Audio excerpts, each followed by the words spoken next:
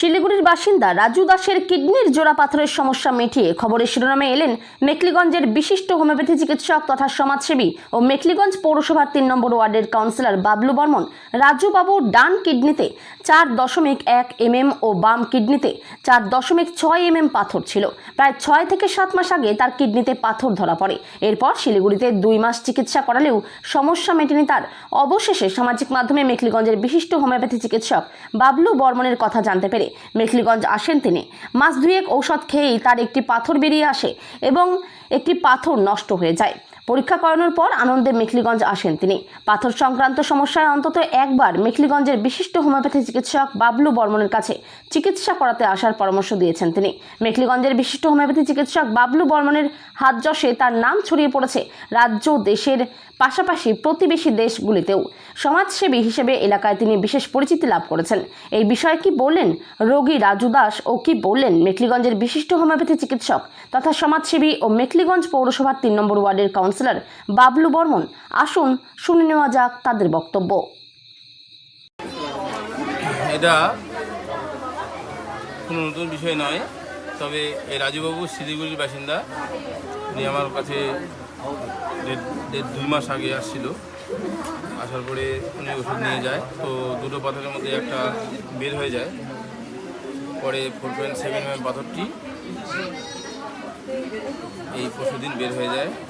তবে রিপোর্ট করার পরে উনি আসে। এখন ওনার স্বাভাবিক সুস্থতা দেখে আমি আনন্দিত এবং গর্বিত। ওনার এবং ওনার পরিবারের যাতে এই সমস্ত সমস্যা না হয় তার জন্য ঈশ্বরের কাছে প্রার্থনা জানাই। আর উদ্দেশ্যে অপমার জনসাধারণের প্রতি একটাই নিবেদন রাখবো যে আপনাদের কোনো এই সমস্ত সমস্যা যদি হয়ে থাকে একবার অন্তত যোগাযোগ করেন। আমি আমার চেষ্টা মতো সাধ্যমতো আমি চেষ্টা করব উপকৃত করার। সবাই সুস্থ থাকবেন, সকলের জন্য সুস্থময় ইষ্টময় আদর্শময় জীবন প্রার্থনা জানাই। নমস্কার। আমার নাম রাজু দাস, আমার বাড়ির শিলিগুড়ি। আমার প্যান্টের যন্ত্রণা ছিল কদিন আগে, রিপোর্ট করছি, তারপর পাথর ধরা পড়ছে। পাথরের এখানটায় আমার প্রায় ৩ মাস হয়ে গেলো আসার। 1 মাস ওষুধ খাইছি, 2টা ছিল, 2 কিডনিতে ছিল, তাই একটা গলে গেছে। তারপর আর একটা ওষুধ নিয়ে গেছি 1 মাসে। 15 দিন ওষুধ খাওয়ার পর একটা বার হয়ে গেছে।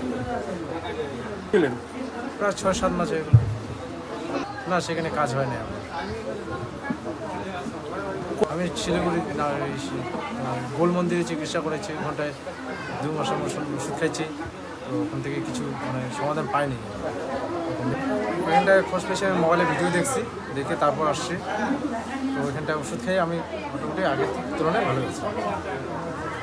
ডাক্তারবাবু সবাই জানে যে যাতে আরও ভবিষ্যতে ডাক্তারবাবু আরও ভালো পেশেন্টগুলোকে ভালো করতে পারে, এটাই আমি ডাক্তারবাবুকে সে অনুরোধ করি। আমার পাথর ছিল 4.7 mm ছিল। আমার নাম রাজু দাস।